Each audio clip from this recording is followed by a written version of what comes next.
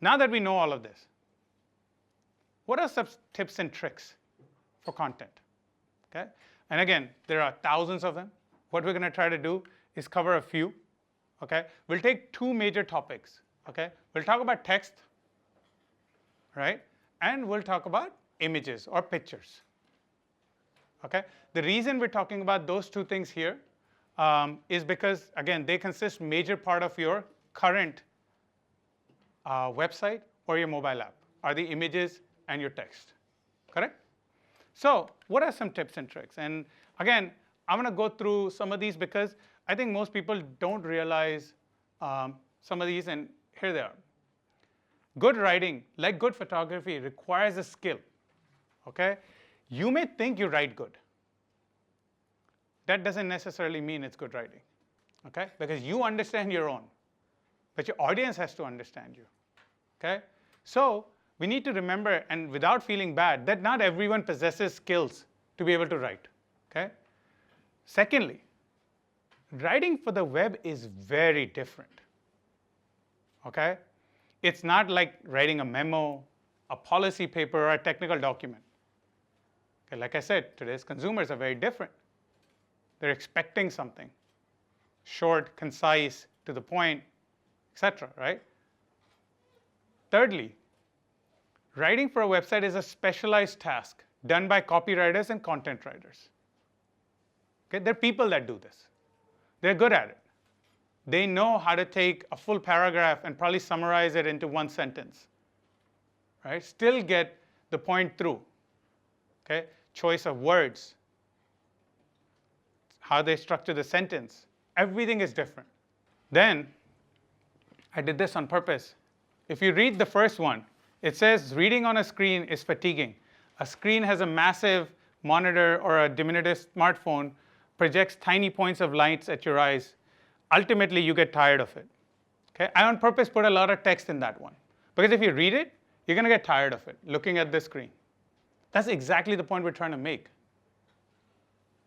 When you have to read the screen, and if it's long, it tires you out.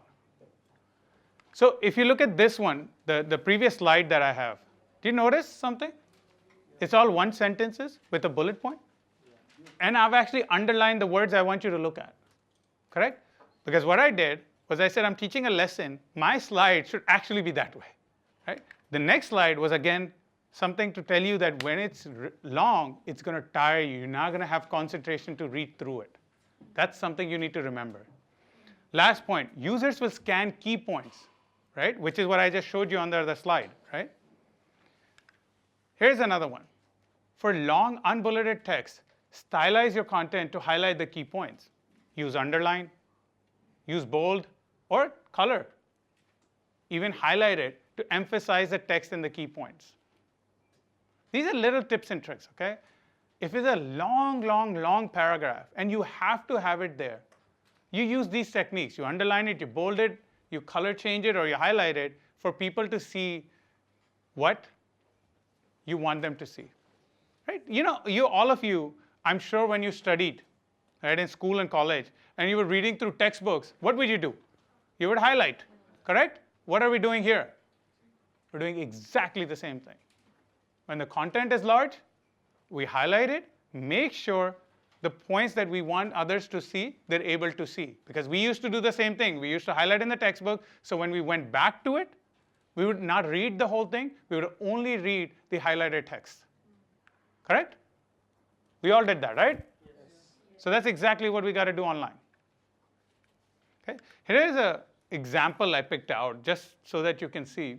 And I know that not everybody can see this, but on the right side, there's a whole paragraph of text.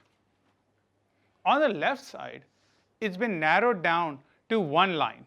And you know what? I'll tell you what the differences are. So on the left side, which is narrowed down, it says, get delicious tomatoes delivered by tomorrow.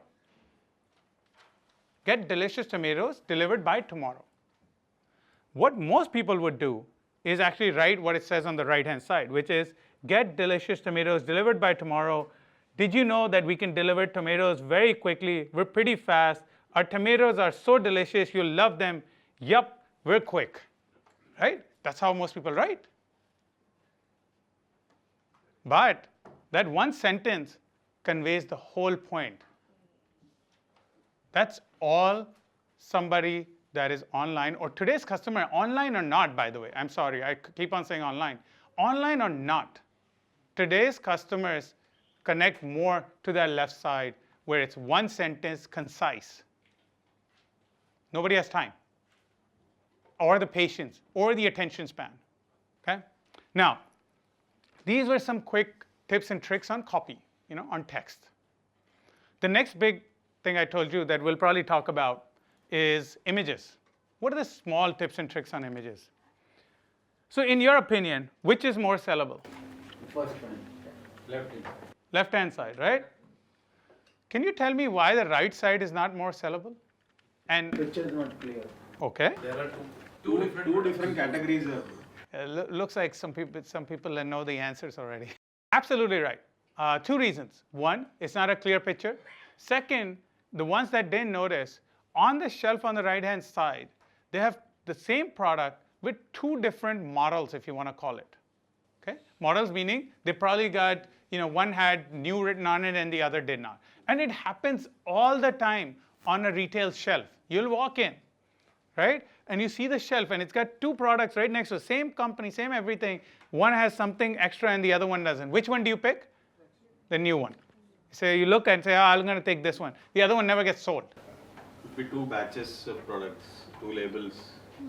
Yes, but again, the concept is that you need to stick to one, not just a clear picture, but it's a consistent picture. Exactly, uniformity. Okay? Now, any questions? Which one is more sellable here? Right one. Right? Okay? Simple. It looks nice. Right? More appealing to us. Which is more sellable, the right side or the left one that there is? I think it has more choice in terms of color and the range. Okay. That is the main attractive point here. Great. I think perfect. Because customer that's buying nail paint, right? Most women, and I'm sure women here can answer this, they don't walk in saying, I'm going to buy this color. And even if they do, they end up buying another color or they buy 2 or 3 colors. Right? So this content for image has, because it's going for women, has to be that way.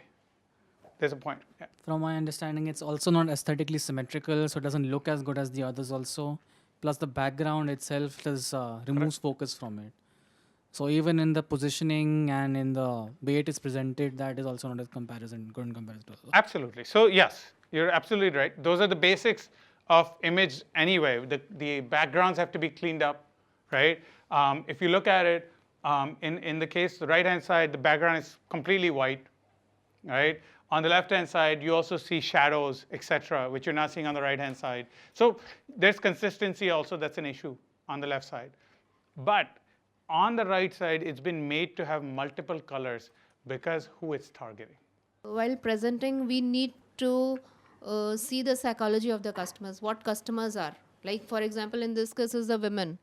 So women need variety of colors. As compared to gents, for example, males are not into more of the color. So we need to understand the psychology of the customers while making websites, for example. Correct. Absolutely right. So now what are those tips and tricks we talked about? Okay? Like we talked about in copy, believe me, most of us are not photography people, okay? We don't have photography skills. We think we have photography skills. Okay, there's a difference. Taking a selfie is not photography skills. We need to make sure that we actually have someone that understands photography.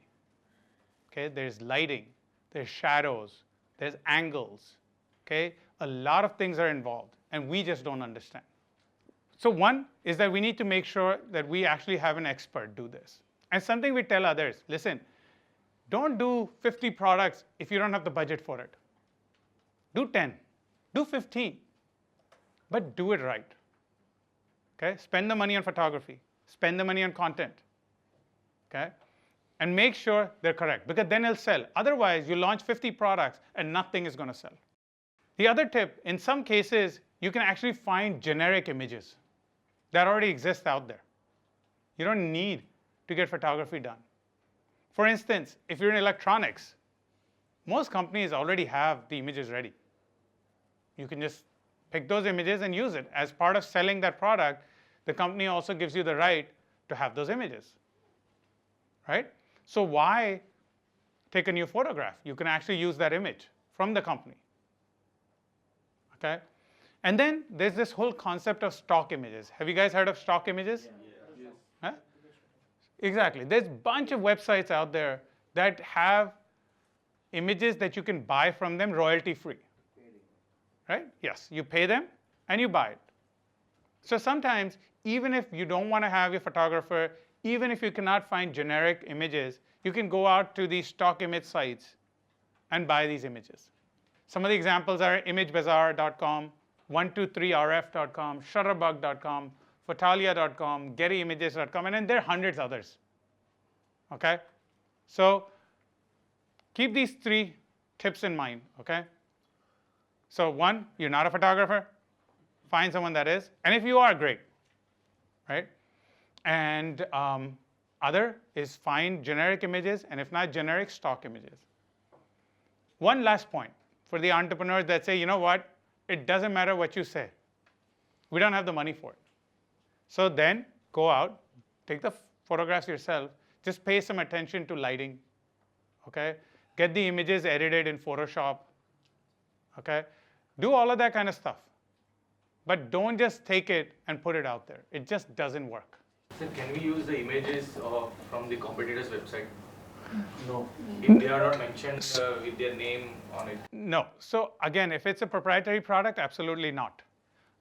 If it's a generic product where you can find the image also on the company's website itself, yeah, sure, because they've also done the same thing. But if it's their product, their design, proprietary, they've spent the money, no, you cannot. It's a generic product and easily available in, means there are manufacturers available who are selling the same product, but only available on one of the websites. No, then you cannot, because that means that he's gone out and spent the money taking the photograph, and it's their IP. Or if there is any SOP designed in any of the study material where from the design is available and he is also having it, can we use those images? Usually not. You can give credit, and depending on what their policy is, some have policies where you can use the images by giving them credit. So you'll see that it'll say credit, courtesy, some person's name or some site's name. In some cases, you are able to do that. But in most cases, you're not even able to do that unless they allow you to do it, okay? And you have to get permission from them. Because don't go out, and by the way, I think great point, and something that I'll share a very small story. When I started my entrepreneurial journey way back, one of the first things we did, said we don't have money. What we're going to do is we're going to build a website, and what we're going to do is we're going to take our competition's images, and we're going to put it up. We did it. And do you know the first month after we launched, we had to shut down. Why? We got a legal notice saying that if you don't shut down, we're going to sue you, okay? Because these are our IP, okay? And we had to shut down. So we've actually lived through it, where we had hundreds of products that we had from someone else, even page structures, even colors of pages are at times somebody else's property. Okay, there's certain colors. So if you heard of Tiffany & Company, which is a company that I used to consult with, they have a particular bluish, greenish shade color that is out of anybody's realm. You cannot touch that color, doesn't matter.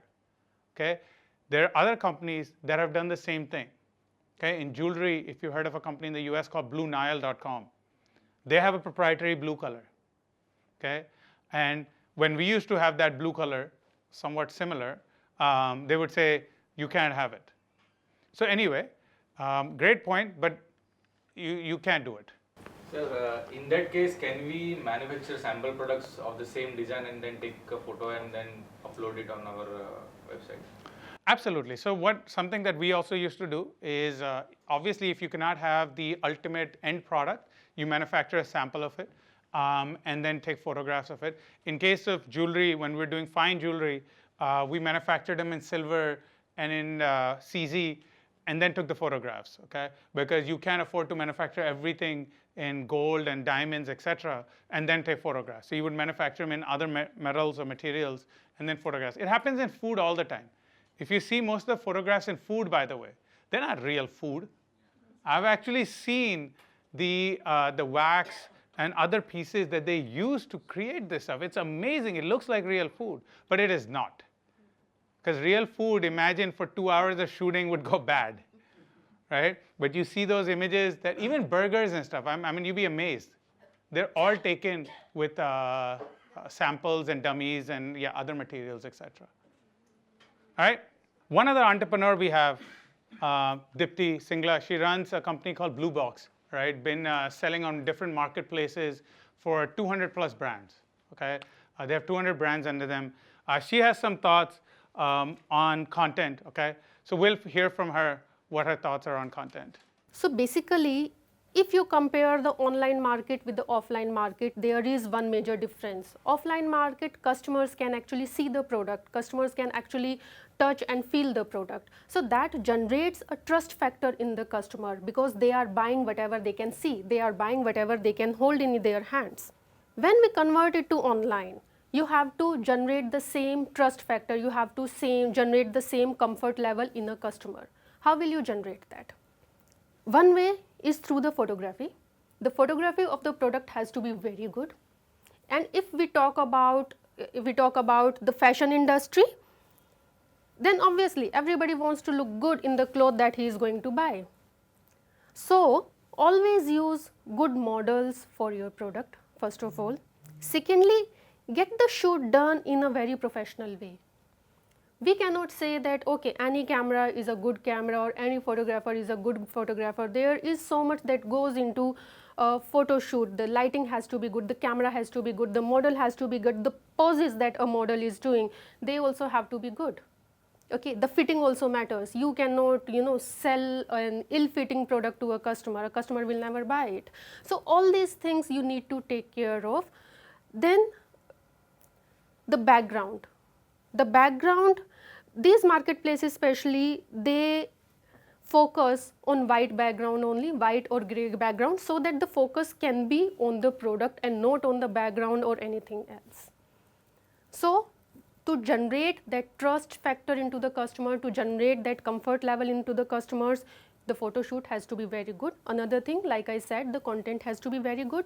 You describe your product in such a way that a customer is compelled to buy it. So the photo shoot plus content is your salesman. So you invest in that so that you can increase your sales. Okay. Now, what Dipti is pointing out is that the quality of the content is very important, okay? So when we're going out and gathering content, we have to remember that. And again, we'll talk about this further. One of the questions I'm sure all of you have is, great, Ashish, you're talking about content, we're going to gather all this content, but these tips and tricks are not helping us because we don't know how to actually put this thing together. How are we going to go out and gather this content, right? What is the spreadsheet I got to put together, or what are the checklists I got to put together, okay? So what I've done is there's a sample, okay, not realistically what may apply to you. But this is something that we developed for a website and said, how would a person want to gather content? And this is how we would look at it. And if you look at it, what we said was, on the left-hand side, it talks about all the different types of pages you have. Your home page, your product page, your About Us page, etc. Okay? Then on the right side, it talks about what links you need on those pages. Okay? Then it talks about what are the types of banners you need. What types of pictures will you need? What types of videos will you need? What type of text you'll need? And what other elements you need. And the spreadsheet would be as big as the types of content we talked about. So if there's 20 types of content, the spreadsheet would be about 20 columns or more. Okay? Because for each page, for each link, for images, for pictures, we have to put it down on paper. Otherwise, your checklist cannot be built. Got it, guys? Right? This is something that you'll need. Now, let's say we've gone out, we've started to gather our content. But what is our strategy going to be to launch this content? And when we're gathering content, when we're making this content, what do we need to keep in mind? We talked about some of the points already, right? But what are those realistic points that we need to kind of look out for? And there's 4 quadrants that we like to talk about. Okay? This is how we look at content. And not just us. I mean, the industry looks at content the same way. Okay? If you look at the first top left corner, it talks about developing quality content. So as we finish planning, right? We finish gathering. Before we finish, what we've gathered, we need to know a strategy behind what we're gathering, right? What is the type of content we already talked about? But what other things do we need to keep in mind? Okay, some things we've already discussed, but there's actually 4 quadrants that we want to make sure everybody's aware of when they're gathering this content. Okay, and there are multiple reasons why you'll need this, and we'll talk about it. The first quadrant, and probably the most important quadrant, is quality. Okay, the quality of your content. Okay, this is something that most people will ask. Can we live with subpar quality? And actually, it's untrue online. Online, customers are very unforgiving. Very unforgiving, okay? Offline, they may be. Online, they're just not, because the expectation is just very high, okay? And there are 3 major points in quality content that we need to keep in mind. 1, the content has to be interesting, okay? Don't create content that people just read on and on and on and on like a book. Make it interesting. We found sites that may be a little bit on the edge, right? They'll write something just completely off the edge. But you know what? It's interesting content, and people want to associate it with that. And we'll look at an example in a little bit of one of those sites that has interesting content. Okay? Second thing, make sure your content is relevant. Okay? Why relevant? Because 2 reasons. 1, because your customer base that's coming, they don't want to see something that doesn't make any relation to what they came there for. So if they're buying women's shoes or men's shoes, why are you marketing vacations to them? Or why are you talking about vacations to them? Let's say you're not marketing. Maybe you put an article. Why? How does it relate? Maybe if the article talked about the footwear to wear on a vacation, maybe. But otherwise, why would you put content like that around? But you know what? Most people end up doing this. And a lot of B2B, especially business-to-business oriented sites, do this all the time. They are talking about their machinery, but then they'll have 5 other articles about something else. Most people coming to that site don't want to know about everything else. Second reason, your biggest customer, Google. Remember I said, whenever we talk about customer base, Google is part of it, or the search engines. But in search engines, Google has 90% of the traffic, so I'll talk about Google. They actually look for content on your website that's relevant. And we're going to be talking about this in SEO tomorrow. Why they will look for relevant content? Because your rankings in Google will depend on this. Or one of the reasons will be this. Thirdly, the content has to be unique, both for Google as well as your customer. Google more, because Google looks for this, and if you're making a mistake, they'll penalize for you, right? If you're duplicating content, if you're plagiarizing, you pick it up from someone else, somewhere else, they're going to penalize you, okay? Second, your customer will penalize you, because if they think you're just a copycat, they're not going to buy from you, right? Imagine you go to a website tomorrow, right? And it looks different, but you know what? Everything else is just the same as the other guy. They've even picked up the same text, maybe even the same mistakes, right? But usually, when you copy, you forgot to correct the mistakes, right? We had this happen with us actually yesterday. I gave this to my designers, saying कि मेरे को इसका नया look and feel चाहिए. So shareable was spelled incorrectly in my original presentation. So you know what they did? They spelled it incorrectly again.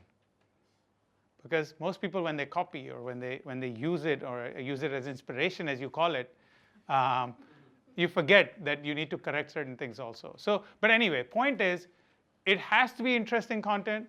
It has to be relevant content. It has to be unique content. If you're going to go out and do this, you might as well make sure it's this way. Okay? Otherwise, the quality of the content doesn't count. Then it's just like everything else. Okay? Second, on the top right, it has to be shareable content. Why? We talked about it. 90% of all sales are socially influenced. So if the content cannot be shared on social media, on email, on chat, on SMS, or whatever, then how will you create that social link? How will you tell a person, let's say a friend of yours, listen, I like this item. What do you think? There are sites out there that actually, have you do a little poll with your friends, saying, listen, I'm thinking about these 3 dresses. What do you think?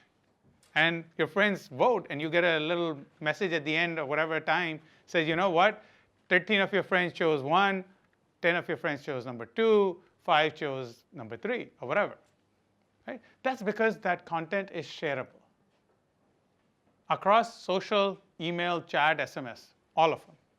Okay? So quality content, shareable content. Then comes to bottom left, converting content. This is very important. You want to make sure that at the end of the day, whatever your goal is, either to sell a product, a service, or give information, it has happened. What use is content if you can't convert them? Right? I can put 500 items on my site. I can put as much text on my site. I can put images, videos, etc. But if nobody buys, it's all useless.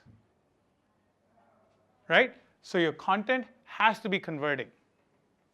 What are the different aspects of converting content? Your navigation. How do you actually drive people through your website? And we're going to be talking about this in user interface in the second half of today. Okay? How do you drive people through your website? Okay? What are the call to actions? Again, we're going to be talking about this in user interface. This is basically telling somebody to do something. It's called call to action.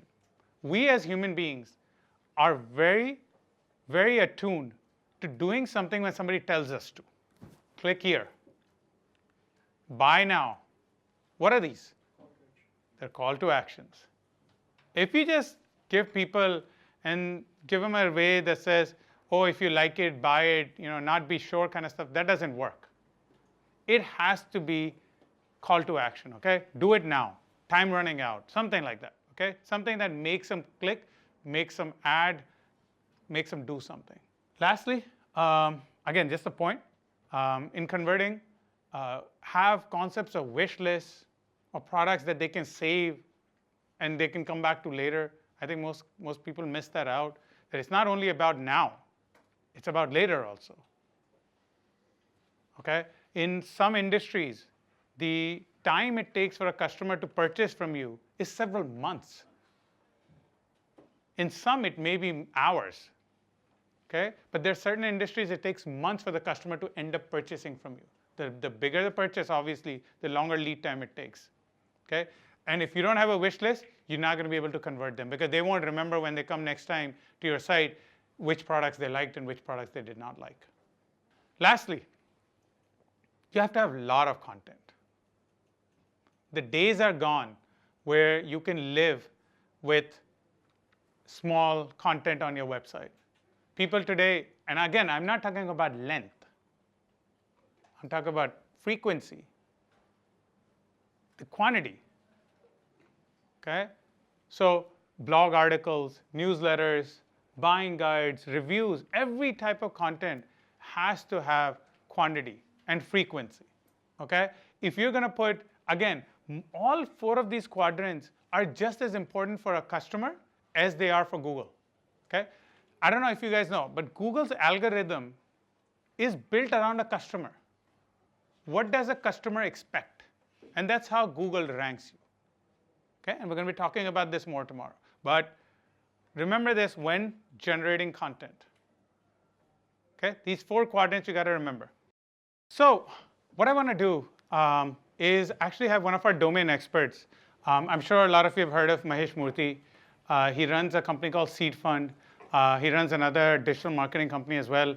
Been invested in large companies like Redbus, etc. Ask Mahesh, what his thoughts are on content strategy, right? And how relevant is relevant and shareable content, okay? So let's ask Mahesh. So here's the thing, right? We've talked so far about the fact that many of us have become blind to ads. You see an ad, you don't watch it. I mean, even in the movie hall, you see, you say, yeah, wait for the ad to go. Even if you take a full screen ad, yeah, wait for the ad to go. So we don't really respect ads very much. What we want is real content. What we want is information. What we want is things that are share worthy. We don't want to see just an ad. So in many cases, for example, if you're a financial services company, it might make sense for you to do financials content. If you're a apparel company, it might make sense for you to do fashion content and get people in through that content. So content marketing is a critical part of digital. It's not everything. It's not the be all and end all, but it's really an important part of being able to get talked about, chatted about, shared. Think about it. On Facebook, when was the last time you shared an ad? Versus when was the last time you shared an interesting tidbit of news from somewhere? We tend to not share ads. We don't, as human beings, we don't really like ads all that much. So hence, doing content that is share worthy and remark worthy has to be a critical part of whatever it is you're doing. So like the point we were making, right? One of our quadrants, right? That content has to be shareable. So we have another question. Sir, why do we need content? Why Sir? do we actually need huge content? Great question. I think what we'll do is we'll ask an expert that's been developing content. Vivek has been working in the content space for years. So let's see what Vivek as a domain expert has to say about needing a lot of content. Just do a lot of one thing. For example, see, video content in my view works the best, but if you do not put out one video a week and expect anything from it. So if you're trying to put out video content, put out a lot of video content. If you're trying to put out written content, put out a lot of written content. Do not put out once a month sort of content. It just gets lost in so much which is going up online. Imagine the amount of content which is going up online. So whether you're using video, whether you're using audio, whether you're using podcasts, whether you're using webinars, whatever method you're using, choose one or two and use a lot of it. Just like I tell most of the businesses in my network that if you're going to use social media to market content, choose one or two media which you believe will work the best for you rather than posting the same content on 10 media, because that really doesn't give you what you need. So choose one. So choose one method for content, one social media, and become good at that. And that itself will give you a huge amount of traction because a lot of people are there across all these platforms. So, don't try to do it on LinkedIn and Facebook and Twitter and Google Plus and this and Pinterest. Just get good at one thing. So get good at Facebook probably if you believe that's where your audience is most receptive to what you want to talk about. And get focused there, put in a lot of stuff there. So the lot I think is critical. You need to put out enough for people to notice you. So I think a point he just made, right? You have to not make yourself too thin, right? Don't go out and say, I'm going to do 800 types of content, but I'm only going to do one of it, right? Like he said, the content has to be enough. There has to be a lot of content for people to notice that content, right? So if you're putting out a video, it has to be every week or every month or some frequency, okay? Cool? Now, why are we talking about those 4 quadrants, okay? Everybody has to understand there's a digital life cycle of a customer. Do we know that every customer has a digital life cycle? Okay, what is that life cycle look like, okay? And by the way, to me, I always equate the life cycle to actually finding your partner, okay? So, and I'll tell you how I look at this, right? The first step to a digital customer is attracting them, right? And again, same thing applies when you're trying to find your boyfriend or girlfriend or your wife or whatever, right? Yes. First step is attract, right? Without attraction, I don't think it's working out either way. I mean, those days of not attraction gone, right? So same thing on the web, right? Second is engage with them. Somehow be able to have something in common, right? We talked about engaging content. When you know your audience, you can give them the content that they're looking for. Again, let's equate it to finding our partner, right? If you don't have anything in common to talk about, to do, how are things going to go further? They're not, right? It's the exact same thing here. Okay? Next is actually measure, which is what you've engaged, what is the expectation the other has? So once you've engaged, figure out the expectation the other will have, your customer will have. Okay? Because based on that is how your future engagement with that customer will happen, right? Because initially you attract them, you get them engaged. Now you need to understand what they're looking for. How do they want to move forward? Right? Same thing that goes again, I go back to the same example, to your boyfriend, girlfriend, your wife, your husband, right? You need to understand what do they want to be in, in life, what do they expect out of you? Then to manage that expectation. Actually give them what they're expecting. So if a customer comes to your website and they're expecting a product image of a certain type, you give them that. If they're expecting a 360-degree view of a product, then give them that. That's managing the expectations. Okay? You had a question? How do we understand the expectations of the customer? So that is really important. Okay. Great question. How do you measure expectations of a customer? And I think we're going to be talking, we have a class on analytics. Okay? And we're going to be talking about that. What are the different types of things we're going to measure? What are the factors we're going to look at? And to determine these expectations. Right? It could be as simple as how long a customer stayed on a page. Or if the customer quickly went from one page to the other page. Because they didn't find what they were looking for. They were quickly trying to find it. Right? So there's a lot of measuring we have to do through analytics. Okay? So when we get to analytics, we're going to talk about how to actually measure the expectation. Okay? When we're, again, going back to this, we need to manage whatever that measurement is. So we need to give them what they expect. Okay? Like I gave you an example. If they're looking for 360-degree view of a product, then give them 360-degree view of the product so that they can buy it. Okay? And ultimately, if you do all of that well, you're going to be able to sell to that customer because you've given them what they wanted. They're going to purchase from you. Okay? But problem is, everybody follows step 1 through 5. Nobody follows step 6. And this applied to Indian e-commerce for the longest time. How do you retain a customer?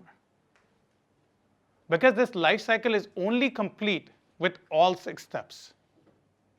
It cannot be left out at step 5, which is once the sale happens, you're done.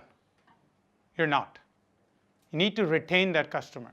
You need to have that kind of customer service and after sales customer service, right? Then you need to be able to offer things to that customer beyond that one product or one service that they've taken from you. In Indian e-commerce, you heard that there's huge cost to acquire each customer. Well, the reason for those costs to continue being high, see, in the initial days, it's fine. Because that's in every industry. The costs are high. But why do they continue to be high is the question. They're continuing to be high because nobody wants to retain that customer. Everybody leaves the life cycle at 5. They were not loyalty programs. Now there are. But initial days, there were no loyalty programs. Think about it. To retain a customer, loyalty programs are very important. Okay? Because if customer, let's say you have a credit card, right? The way they keep you is those loyalty points you get from them. Those mileage points or those tier points or whatever they call them. Airline does it. Because this way, you stick with that one particular airline or credit card or whatever. Same thing happens in this digital world also. Okay? Now you're finally seeing loyalty programs come through from the bigger guys. Okay? You're seeing better customer service, better after-sales support. They're asking for your feedback. Okay? They're offering you additional products. Let's say you bought a certain type of a t-shirt. They may come back to you and say, okay, you know what? We've got 3 new t-shirts similar to what you had bought before. Okay? These are all things you do to retain a customer. Wouldn't this be like engaging the customer even after the sale is done, right? And I'd read somewhere that retaining a customer is 5 times less costlier than getting a new customer. Absolutely. Then why wouldn't we do it? It's, I think, okay. Question is, when we're looking at this room even, unless the point is made, and even after the point is made, I will bet that 80% will not retain a customer. One, it's hard to set up that process. You're always busy trying to sell. You forget that, listen, after I sell, instead of worrying about only new sales, I should also worry about additional sales, retaining that customer, etc. Because you're so busy just selling. And that's how it happens in any new business. Unfortunately, that costs you a huge amount of money. The companies that do a good job and are profitable today, across the world, by the way, are the ones that do a good job of retaining. Okay? Because you're absolutely right. If it costs 1,800 rupees to acquire one customer, a new one, to retain hardly costs 300, 400 rupees, probably even lower than that. So the costs are much lower when you need to retain. Okay? So you're right, but it's just the way it is, right? You're busy, you have less resources, you're only thinking about selling. But some of the new businesses that are planned properly, they actually first talk about retaining. Their thing is, even if one customer buys, I want to make sure they come and buy again. I'll worry about the 10 new ones later. First, let me make sure that one will also come back and buy.